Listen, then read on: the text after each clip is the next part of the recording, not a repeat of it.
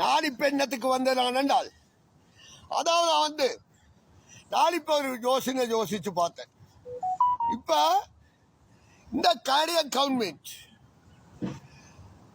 ஒரு ஒரு எப்படி சொல்றது, இந்த கனடியன் கவர்மெண்ட் இந்த லோ சட்டங்கள், இந்த ஐநா சபை, ஐக்கிய நாடுகள் மனித உரிமை, ஹியூமன் ரைட்ஸ், இந்த உலகம் 77 வருஷமா எந்த ஒரு சட்டத்தில, எந்த ஒரு நாட்டில, அமெரிக்காவில, ஐரோப்பாவில எந்த ஒரு நாட்டிலேயாவது ஒரு கிரிமினலை பிடிச்சி உள்ளுக்க போட்டிருக்கா, விசாரணை செய்திருக்காங்க. ரஷ்யா, ஈரான், சைனா இவைக்கு பொருளாதார தடை போடுறதுக்கும் இப்ப இவ என்ன தகுதி இருந்து இவ பொருளாதார தடை போடினோம்ன்றதை நான் கேட்கிறேன்.